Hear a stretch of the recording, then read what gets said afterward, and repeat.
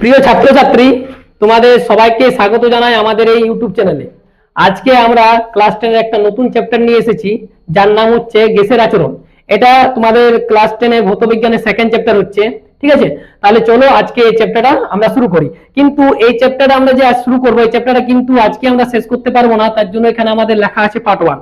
এই চ্যাপ্টারটা দুটো ভাগে আমরা ভাগ করবো, একটা হচ্ছে পার্ট 1 আর একটা হচ্ছে পার্ট 2। আজকে আমরা যে টপিক নিয়ে আলোচনা করবো সেটা হচ্ছে পার্ট 1। তাহলে পার্ট 1 এর যে টপিক আছে সেটা প্রথম আমাদেরকে যেটা জানতে হবে, এই যে গ্যাসের আচরণ, প্রথম আমাদেরকে এখানে বেসিক থেকে শুরু করতে হবে। ফার্স্ট জানতে হবে যে পদার্থ জিনিসটা কি, পদার্থ কাকে বলে। তাহলে পদার্থ কি? পদার্থ হচ্ছে যার ভর আছে, কিছুটা স্থান দখল করে থাকে, এবং কি যদি আমরা বাইরে থেকে একে বল প্রয়োগ করি তাহলে সেটা জায়গা পরিবর্তন করে। মানে ধরো এটা একটা পদার্থ। এবার আমরা সবাই জানি যে প্রত্যেকটি পদার্থ অসংখ্য ক্ষুদ্র ক্ষুদ্র অণু নিয়ে গঠিত। তাহলে এটা একটা পদার্থ, তার মানে কি এর মধ্যে অসংখ্য ক্ষুদ্র ক্ষুদ্র অণু আছে। তাহলে একে যদি আমরা বাইরে থেকে বল প্রয়োগ করি তাহলে সেটা কি করবে, এর জায়গা পরিবর্তন করবে। এবং কি এর ভর আছে, আর কি এর আয়তন আছে। ঠিক আছে, ভর আছে, আয়তন আছে, আর আমরা এদিক থেকে একটা কি করছি, বল প্রয়োগ করছি। তাহলে সে কি করবে, এভাবে আস্তে আস্তে স্থান পরিবর্তন করে এই জায়গাতে পৌঁছে যাবে। তাহলে এই জিনিসটা হচ্ছে আমাদের পদার্থ। এবার আমরা এই পদার্থ সম্বন্ধে ক্লাস 7 সবাই পড়েছি অলরেডি। এই পদার্থ সেটা আমরা ক্লাস 7 থেকে পড়ে আসছি। আর আমরা জানি যে পদার্থকে আমরা তিনটি ভাগে ভাগ করি, সেটাকে একটা হচ্ছে কঠিন, একটা হচ্ছে তরল, আর একটা হচ্ছে গ্যাসীয়। এবারে এই যে কঠিন পদার্থ, এই কঠিন পদার্থের মধ্যে কি থাকে, এর আকার এবং আয়তন দুটো জিনিসই থাকে। কিন্তু তরলের মধ্যে আমরা শুধুমাত্র ওর আয়তন দেখতে পাই, কিন্তু কোনো আকার হয় না। আর গ্যাসীয় পদার্থের ক্ষেত্রে কিন্তু কিছুই আমরা দেখতে পাই না, মানে ওর আকারও হয় না এবং আয়তনও হয় না। ঠিক আছে, এবারে এই যে আমরা কঠিন পদার্থ যেটা হয় আমাদের, ধরো সাপোজ এটা একটা কঠিন পদার্থ, তাহলে এই কঠিন পদার্থের মধ্যে কি থাকে, অসংখ্য ক্ষুদ্র ক্ষুদ্র কি থাকবে, এভাবে অণু থাকবে। ঠিক আছে, অসংখ্য ক্ষুদ্র ক্ষুদ্র অণু থাকে, এবং এই অণুগুলোর মধ্যে যে আকর্ষণ বলটা সেটা কিন্তু তীব্র প্রকৃতির হয়। যার জন্য এদের এদের এদেরকে যদি আমরা বাইরে থেকে তাপ প্রয়োগ করি তাহলে সেটা কিন্তু বেশিটা মানে তার যে আয়তন সেটা কিন্তু বেশি পরিবর্তন ঘটে না। কেন? কারণ তাদের যে অণুগুলোর মধ্যে আকর্ষণ বলটা সেটা কিন্তু সবচেয়ে বেশি হয়, আর সবচেয়ে কম কার হয়, গ্যাসীয় পদার্থে। তো এগুলো হচ্ছে আমাদের বেসিক, এগুলো তো আমরা আগের ক্লাসে পড়েছি, মানে আগের ক্লাসে বলতে ক্লাস 7, 8 এগুলো পড়ে এসেছি। আজকে এই চ্যাপ্টার যেটা শুরু করবো সেটা প্রথমত শুরু করবো চাপ কাকে বলে। ঠিক আছে, প্রথম যে জিনিসটা আসছে সেটা হচ্ছে আমাদের চাপ কাকে বলে। এটা আমরা ক্লাস 7 পড়েছি, কিন্তু তাও এখানে যেহেতু চ্যাপ্টারে আছে তাই আমরা এটা করবো। তাহলে চাপ হচ্ছে কি? চাপ হচ্ছে প্রতি একক ক্ষেত্রফলে লম্বভাবে প্রযুক্ত বলকে আমরা কি বলি, চাপ। ঠিক আছে, একটা নির্দিষ্ট ক্ষেত্রফলের উপর একটা লম্বভাবে বল প্রয়োগ করব, সেটাই হচ্ছে আমাদের চাপ। যেমন এখানে দেখো, এখানে আমাদের দুটো পাত্র নেওয়া হয়েছে। একটা পাত্রের মধ্যে দেখো এর যে আয়তনটা, এর আয়তনটা কম আছে, এর আয়তনটা কিন্তু বেশি আছে। তোমরা দেখতে পাচ্ছ যে এর যে আয়তন, সেই আয়তনটা কিন্তু অনেকটা বেশি আছে, কিন্তু এর আয়তনটা অনেকটা কম আছে। কেন বলতো?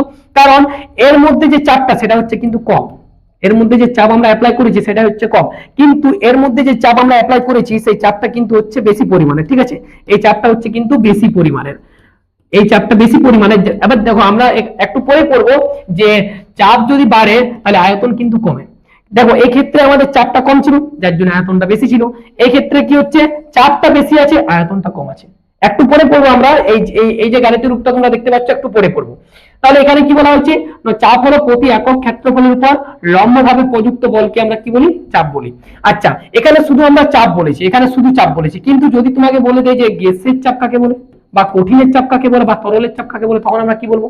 যদি বলে যে গ্যাসের চাপ কাকে বলে, তখন কি বলতে হবে না, শুধু একটা জিনিস এড করতে হবে যে গ্যাসের অণুগুলি, বাস এই কথাটা কিন্তু এড করতে হবে যে গ্যাসের অণুগুলি পাত্রের দেওয়ালে একক ক্ষেত্রফলের উপর লম্বভাবে যে বল প্রয়োগ করে তখন তাকে আমরা বলি গ্যাসের চাপ। ক্লিয়ার? কি বলবে না, দেখো এটা হচ্ছে একটা পাত্র, ধরো এই পাত্রটার মধ্যে আমি একটা গ্যাস নিয়েছি, যে গ্যাসটা হচ্ছে হাইড্রোজেন গ্যাস। তাহলে এই এটার মধ্যে হাইড্রোজেন গ্যাস যেহেতু নিয়েছি, তার মানে কি এর মধ্যে হাইড্রোজেন গ্যাসের অণুগুলো থাকবে। আচ্ছা, এবার এই হাইড্রোজেন, এই যে অণুগুলো, এই অণুগুলো কিন্তু স্থির অবস্থায় থাকে না, সবাই কিন্তু গতিশীল অবস্থায়। এই অণুগুলো প্রত্যেকটা অণু কিন্তু গতিশীল অবস্থায় থাকে। ঠিক আছে, মানে কেউ নিজেদের মধ্যে ধাক্কা খায়, কেউ পাত্রের দেওয়ালে ধাক্কা খায়। ঠিক আছে, তাহলে নানা রকম দিকে ধাক্কা খাচ্ছে। তো এরা কি করছে না, পাত্রের দেওয়ালে একটা নির্দিষ্ট ক্ষেত্রফলের উপর কি করছে, লম্বভাবে একটা বল প্রয়োগ করছে, সেই বলটা সেটাকে আমরা কি বলছি, গ্যাসের চাপ। আর যদি বলে কঠিনের চাপ কাকে বলে, তখন বলতে পারি কঠিনের অণুগুলি পাত্রের দেওয়ালে একক ক্ষেত্রফলের উপর লম্বভাবে যে বল প্রয়োগ করে তখন তাকে আমরা বলি কঠিনের চাপ। যদি বলে তরলের চাপ কাকে বলে, তরলের অণুগুলি পাত্রের একক ক্ষেত্রফলের উপর লম্বভাবে যে বল প্রয়োগ করে তখন তাকে আমরা বলি তরলের চাপ। এইভাবে প্রত্যেকটা জিনিসের আমাদেরকে কিন্তু সংজ্ঞাগুলো বলতে হবে, মানে যার বলবে তার আগে এড করতে হবে। যে গ্যাসের বললে গ্যাসের অণুগুলি, কঠিন বললে কঠিনের অণুগুলি, তরল বললে তরলের অণুগুলি। তাহলে এই জিনিসটা হচ্ছে আমাদের কি, চাপ। এবার আমাদেরকে যে জিনিসগুলো জানতে হবে সেই জিনিসগুলো হচ্ছে যে ফার্স্ট অফ জানতে হবে এর চাপ সমান কি হয়। চাপ সমান হচ্ছে বল বাই ক্ষেত্রফল।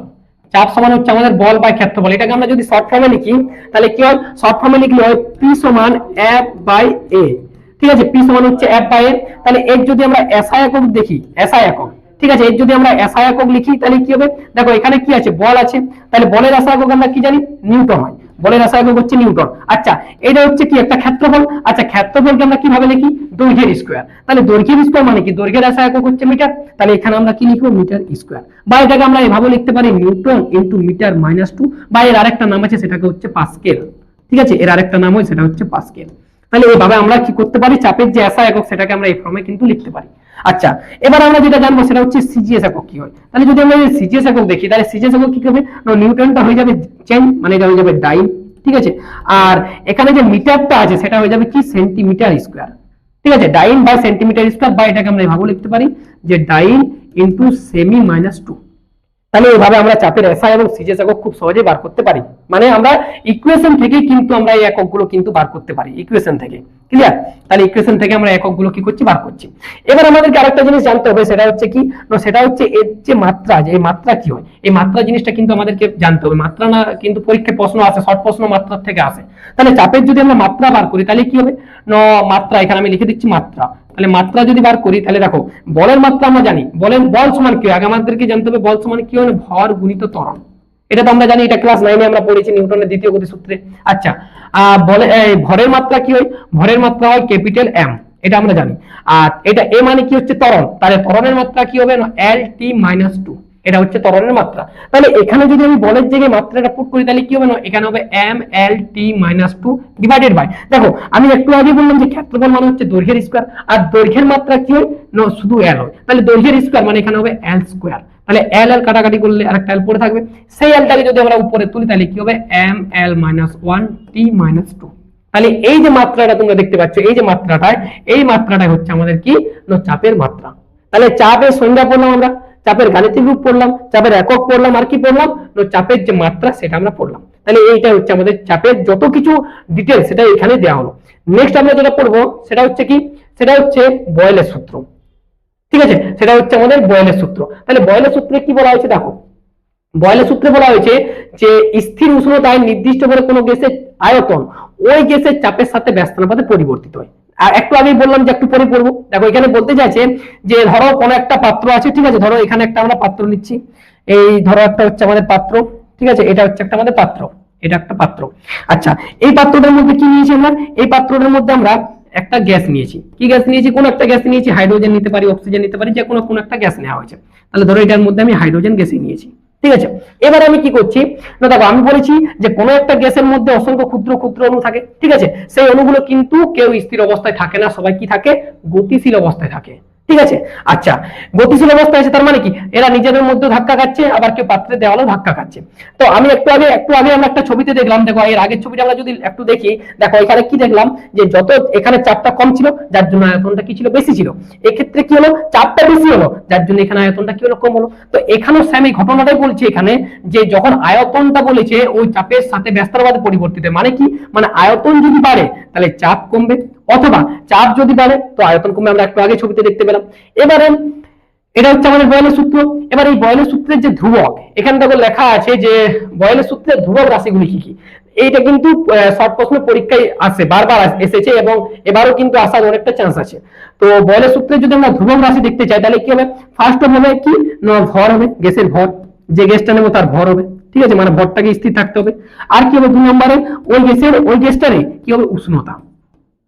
এই দুটো জিনিস কিন্তু কি থাকে, আমাদের ধ্রুবক অবস্থায় থাকে। মানে এই দুটো জিনিসকে কিন্তু আমরা পরিবর্তন করতে পারবো না, মানে এই দুটো জিনিসকে আমাদেরকে ধ্রুবক রাখতে হবে। তাহলে যদি বাচ্চা প্রশ্ন পড়ে যে বয়েলের সূত্রে ধ্রুবক রাশিগুলি কি কি, তাহলে বয়েলের সূত্রে ধ্রুবক রাশিগুলি হচ্ছে গ্যাসের ভর এবং গ্যাসের উষ্ণতা। আচ্ছা, তাহলে বয়েলের সূত্র আমাদের ক্লিয়ার। এবার আমরা যেটা জানবো সেটা হচ্ছে বয়েলের সূত্রের গাণিতিক রূপ। তাহলে বয়েলের সূত্রের গাণিতিক রূপ যদি আমি দেখতে যাই, দেখো এখানে একটা ছবি দেওয়া হয়েছে, এই ছবিটা পরে আসছে, তার আগে আমরা গাণিতিক রূপটা দেখি। আমরা বয়েলের সূত্রে একটু আগে পড়লাম যে কোন গ্যাসের আয়তনটা ওই গ্যাসের চাপের সাথে ব্যস্তানুপাতে পরিবর্তিত হচ্ছে। এটা কখন পসিবল হবে, যখন ওই গ্যাসের ভর এবং টি মানে অর্থাৎ উষ্ণতা কি থাকবে, স্থির অবস্থা থাকবে। ক্লিয়ার? তাহলে আবার আমরা জানি যে আমরা ম্যাথমেটিক্সে পড়েছি যে কোনো যদি আমরা সমানুপাতিক চিহ্ন হাঁটাই তাহলে এখানে কি আছে, একটা ধ্রুবক রাশি আছে। তাহলে সেই ধ্রুবক রাশিটা হচ্ছে কে বাই পি। ঠিক আছে, কে বাই পি। এখানে আমি বলে দিচ্ছি যে কে হচ্ছে সমানুপাতিক ধ্রুবক, সমানুপাতিক ধ্রুবক। ঠিক আছে, সমানুপাতিক ধ্রুবক এটা কেটা। এবারে দেখো তাহলে আমরা কি করবো, দেখো এর নিচে কিছু মানে ওয়ান আছে, তাহলে কোনাকুনি গুণ করি আমরা যেমন ভাবে, তাহলে এটা হবে পিভি সমান কে। তাহলে এই যে তোমরা গাণিতিক রূপটা দেখতে পাচ্ছ, এই গাণিতিক রূপটা হচ্ছে আমাদের বয়লের সূত্রের গাণিতিক রূপ। এবারে এখানে যে দেখো এখানে দুটো আলাদা আলাদা পাত্র নেওয়া হয়েছে। কি হয়েছে দেখো, প্রথম পাত্রে আমাদের যে প্রথম পাত্রটা দেখো এইটা, তাহলে প্রথম পাত্রে আমাদের চাপ হচ্ছে P1, প্রথম পাত্রে চাপ হচ্ছে আমাদের P1। ঠিক আছে, আর দ্বিতীয় পাত্রে চাপ হচ্ছে P2। তাহলে আমি এখানে লিখে দিচ্ছি প্রথম পাত্রের চাপ হচ্ছে P1 আর দ্বিতীয় পাত্রে যে চাপ সেটা হচ্ছে আমাদের P2। আচ্ছা, আর আমরা যদি এর আয়তন দেখি তাহলে প্রথম পাত্রের আয়তন দেখো এখানে দেখতে পাচ্ছ, এটা হচ্ছে V1 আর এটা হচ্ছে আমাদের V2। ঠিক আছে, তাহলে দুটো আলাদা আলাদা পাত্র নিয়ে আছে। এবার একটা জিনিস তোমরা রিয়েলাইজ করে দেখো, এই পাত্রের উপর যে চাপটা সেটা কিন্তু কম আছে এখানে, কারণ কেন, কারণ এর আয়তনটা অনেকটা বেশি আছে। কিন্তু এই পাত্রটার মধ্যে কি আছে দেখো, চাপটা অনেকটা বেশি আছে আর আয়তনটা অনেকটা কম আছে। তার মানে দুটো পাত্রের জিনিসটা ঘটনাটা আলাদা ঘটছে। এই পাত্রের মধ্যে কি হচ্ছে, চাপটা কম আছে, আয়তনটা বেশি আছে। আর এই পাত্রের মধ্যে কি আছে, এই পাত্রের মধ্যে তোমার চাপটা কি আছে, বেশি আছে, আয়তনটা কিন্তু কম আছে। তাহলে আমরা যদি দুটো আলাদা আলাদা পাত্রের জন্য আমাদেরকে যদি বয়লের সূত্র অ্যাপ্লাই করতে বলে, তখন আমরা কি করব, তখন এই সূত্রটা থেকে আমরা অ্যাপ্লাই করব। তখন ওই যে সূত্রটা P1 V1 সমান হয়ে যায় P2 V2। যখন দুটো আমাদের আলাদা আলাদা পাত্রে আলাদা আলাদা আয়তন এবং আলাদা আলাদা চাপ নেব, তখন কিন্তু আমরা এই সূত্রটা অ্যাপ্লাই করব। আর আমরা যখন এর যে গাণিতিক সমস্যাগুলো যখন সমাধান করবো, তো তখন কিন্তু এই সূত্রটাই আমরা অ্যাপ্লাই করে সমাধানগুলো করব। ওখানে কেমন ভাবে অঙ্ক থাকে, হয়তো বলবে যে কোন কোষের প্রাথমিক চাপ হচ্ছে P1 এর মান দেওয়া থাকবে, V1 এর মান দেওয়া থাকবে, হয়তো P2 এর মান দেওয়া থাকবে, তাহলে বলবে যে V2 এর মানটা বার করো, মানে অন্তিম আয়তনটা কত সেটা আমাকে বার করতে বলবে। তাহলে আমরা কোন সূত্রটা অ্যাপ্লাই করব, এই সূত্রটা অ্যাপ্লাই করে আমরা খুব সহজে সেই সমাধানটাকে সেই কোশ্চেনটাকে আমরা সমাধান করতে পারবো। ঠিক আছে, তাহলে এটা হচ্ছে আমাদের বয়লের সূত্র। এবার আমরা যেটা পড়বো সেটা হচ্ছে বয়লের সূত্রের লেখচিত্র। ঠিক আছে, বয়লের সূত্রের লেখচিত্র। তাহলে বয়লের সূত্রে আমরা দুটো লেখচিত্র পড়লি, একটা হচ্ছে P বনাম V লেখচিত্র আর একটা হচ্ছে PV বনাম P লেখচিত্র। তাহলে এই দুটো লেখচিত্রের মধ্যে সবচেয়ে ইম্পর্টেন্ট হচ্ছে কিন্তু এই লেখচিত্রটা। তাহলে যদি এই লেখচিত্রটাকে আমরা দেখি, ঠিক আছে, এই লেখচিত্রটাকে যদি আমরা দেখতে যাই, তাহলে দেখো এর যে সেটটা, মানে এটা কি বনাম কি লেখচিত্র হচ্ছে, P বনাম V। এখানে আমি লিখে দিচ্ছি এটা হচ্ছে P বনাম V লেখচিত্র, P বনাম V। ঠিক আছে, আচ্ছা P বনাম V মানে কি, মানে চাপ বনাম আয়তন। ঠিক আছে, আবার আমরা একটু আগে বললাম যে যদি আয়তন বাড়ে তাহলে চাপ কমবে, অথবা চাপ বাড়লে আয়তন কমবে। তাহলে এক্ষেত্রে কি ঘটনা ঘটছে দেখো, এই যে লেখচিত্রটার যে প্রকৃতি সেটাকে আমরা বলি সমপরাবৃত্তাকার, সমপরাবৃত্তাকার, সমপরাবৃত্তাকার। ঠিক আছে, এই লেখচিত্রটার প্রকৃতি, এটা হচ্ছে প্রকৃতি, এখানে আমি লিখে দিচ্ছি প্রকৃতি, প্রকৃতি এটা।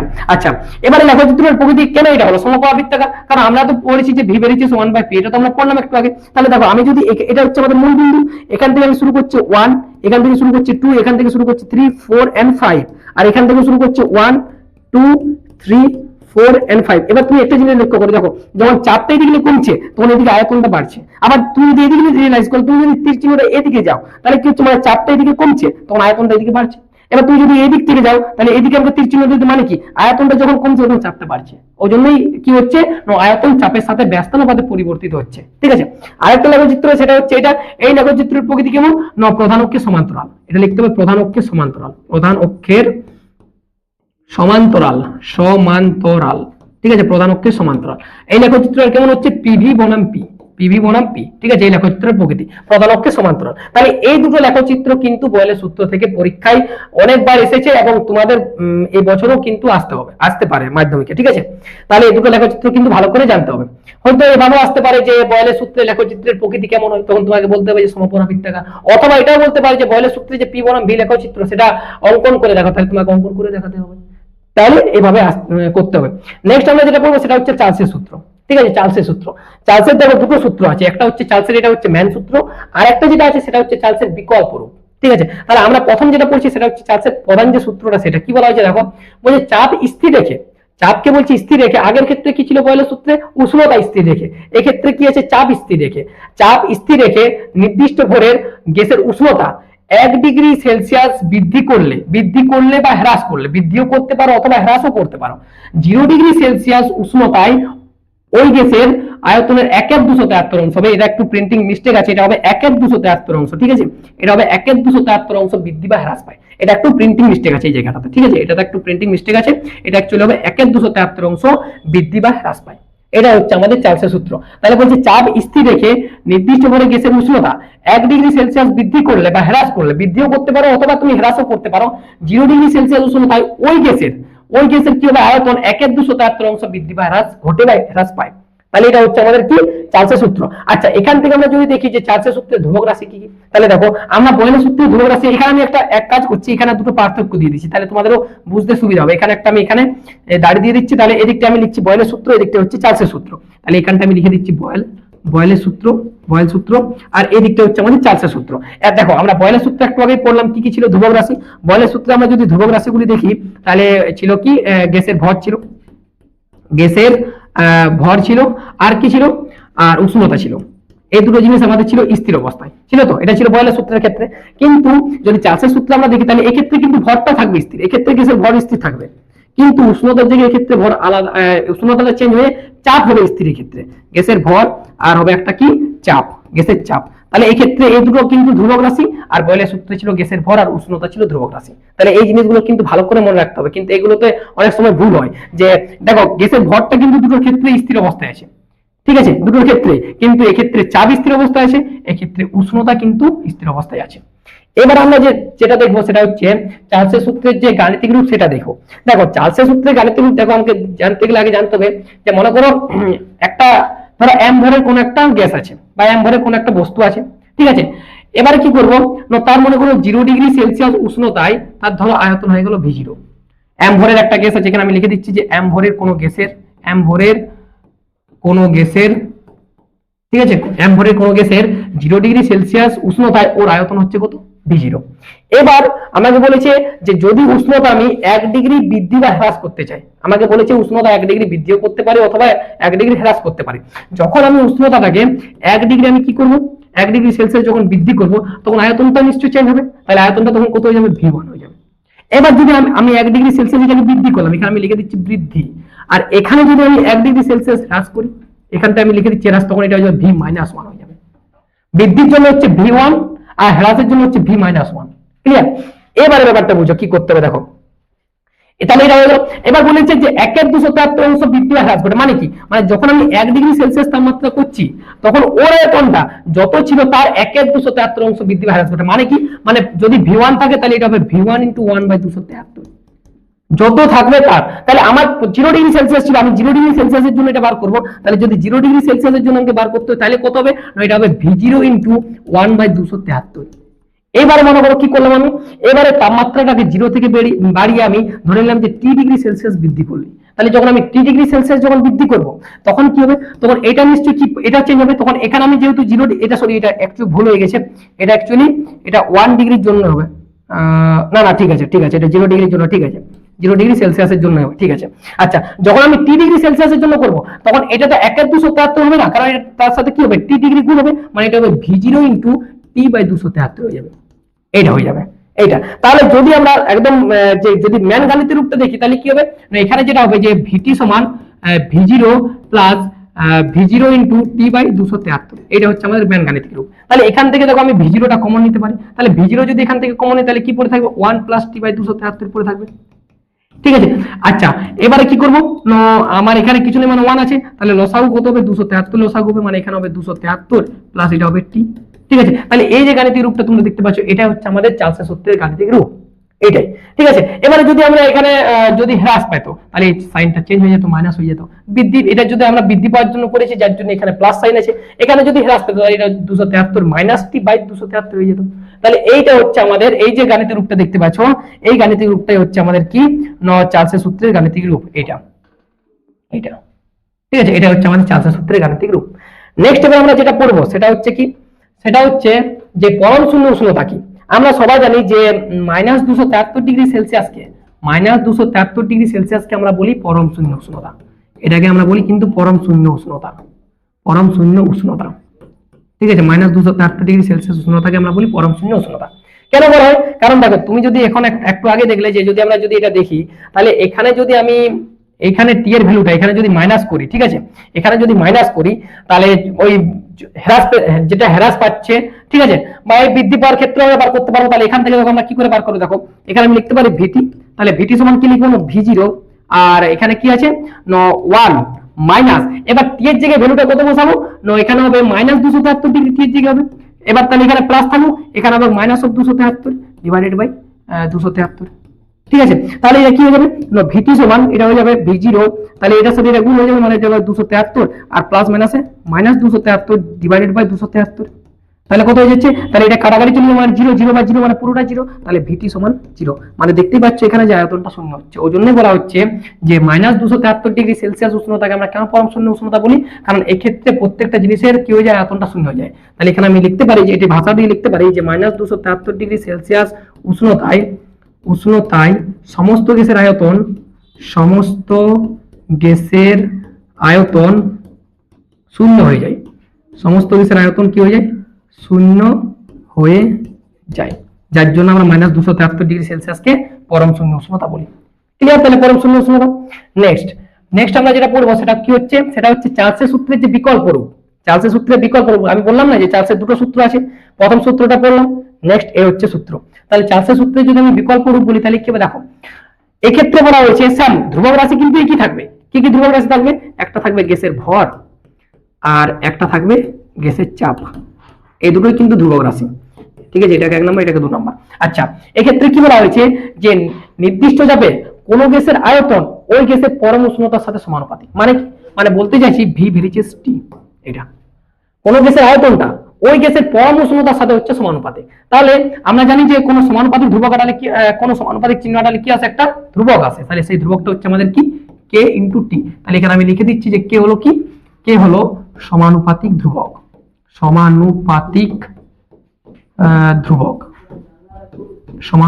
ধ্রুবক, এটা হচ্ছে আমাদের কে এর মান। আচ্ছা, এখানটা আমি লিখতে পারি যে যেহেতু এই সূত্রটা আমি অ্যাপ্লাই করছি, কখন এই সূত্রটা অ্যাপ্লাই করব, যখন পি ও এম কিন্তু কি থাকবে, আমাদের স্থির অবস্থা থাকবে। ঠিক আছে, তাহলে আমি এটাকে লিখতে পারি যে ভি বাই টি সমান হচ্ছে কি, তাহলে এই যে আমাদের যে এটা আছে সেটা হচ্ছে আমাদের কি, চার্লসের সূত্রের গাণিতিক রূপ, এটা ভি বাই টি সমান হচ্ছে কে। এবারে এখানে একটা জিনিস বলছি, মনে করো দুটো আলাদা আলাদা আমরা পাত্র নিলাম, তাহলে দুটো আলাদা আলাদা পাত্রের জন্য আমরা কি করতে পারি, তখন নিশ্চয়ই আয়তনটা আলাদা হবে, উষ্ণতা আলাদা হবে। তখন আমরা মানে অ্যাকচুয়ালি কোনো গাণিতিক সমস্যার সমাধান করার জন্য যে সূত্রটা আমরা অ্যাপ্লাই করব সেটা কি হবে, v1 বাই t1 সমান v2 বাই t2। এইটা হচ্ছে আমাদের কি, এটা হচ্ছে আমাদের চার্লসের সূত্রের ম্যান গাণিতিক রূপ, যেটা আমরা কোনো গাণিতিক সমস্যা সমাধান করার সময় এই সূত্রটা কিন্তু অ্যাপ্লাই করব। আচ্ছা, এবার আমরা যে জিনিসটা পড়বো সেটা হচ্ছে চার্লসের সূত্রের যে লেখচিত্র, এটা হচ্ছে চার্লসের সূত্রের লেখচিত্র। ঠিক আছে, এটা হচ্ছে চার্লসের সূত্রের লেখচিত্র। তাহলে চার্লসের সূত্রে যদি আমরা লেখচিত্র দেখতে যাই তাহলে কি হবে, দেখো কি বললাম, কি আছে না ভি ভেরিচেস টি লেখচিত্র আছে। তাহলে ভি ভেরিচেস টি লেখচিত্রের প্রকৃতি কেমন, আমরা একটু আগে দেখলাম যে আয়তন যদি বাড়ে তাহলে পরম উষ্ণতা কি হচ্ছে, বাড়ছে। মানে কি, মানে নিশ্চয়ই তাহলে আমি এখান, এটা হচ্ছে আমাদের মূল বিন্দু, তাহলে ধরো 1, এদিকে 2 3 4 and 5, আর এদিকে ধরো 1 2 3 4 and 5 এদিকে। তাহলে দেখো যত উপরের দিকে উঠবো, যত উপরের দিকে আসবো, দুটো জিনিসে কিন্তু বেড়ে বেড়ে যাচ্ছে, দুটো জিনিসে বাড়ছে, মানে কি আয়তনও বাড়ছে উষ্ণতা বাড়ছে। তাহলে তার জন্য কি হচ্ছে যে ভি ভেরিচেস টি মানে কি হচ্ছে, যদি আমাদের এখানে আমি লিখে দিচ্ছি যে আয়তন বাড়লে কি বাড়বে, আয়তন বাড়লে পরম উষ্ণতা বাড়বে, পরম উষ্ণতা বাড়বে। ঠিক আছে, আয়তন বাড়লে কিন্তু পরম উষ্ণতা বাড়বে, এটা আমাদের চার্লসের সূত্রের বিকল্প রূপ। তার গাণিতিক রূপ হচ্ছে এটা, আর এটা হচ্ছে ওই সূত্র যেটা বলা হয়েছে সেটা। ক্লিয়ার, তাহলে এটা হচ্ছে আমাদের চার্লসের সূত্রের বিকল্প রূপ। তাহলে আজকের যে আমাদের টপিক বা আজকের যে আমাদের লেকচার সেটা আমরা এখানেই শেষ করলাম। আর যদি কারো কিছু হয়তো বুঝতে অসুবিধা থাকে তাহলে অবশ্যই তোমরা কিন্তু এটা কমেন্ট বক্সে জানাতে ভুলবে না। আরেকটা কথা হচ্ছে যে এই যে চ্যানেল আমাদের যেটা টিচিং বাংলা, যে চ্যানেলটার নাম, সেটা কিন্তু এবার রেগুলার কিন্তু ভিডিও আসবে। এখানে তোমরা ক্লাস 8 9 এবং 10 এর যে সায়েন্সের যতগুলো টপিক হয়, সায়েন্স আর ম্যাথ দুটো টপিকেরই কিন্তু এখানে ভিডিও পাবে। ঠিক আছে, তাই সবাইকে একটা রিকোয়েস্ট করা হচ্ছে যে এই চ্যানেলটাকে সবাই সাবস্ক্রাইব করবে, ভিডিওগুলো যদি ভালো লেগে থাকে অবশ্যই কিন্তু লাইক করবে এবং কমেন্ট বক্সে জানাতে কিন্তু ভুলবে না। ঠিক আছে।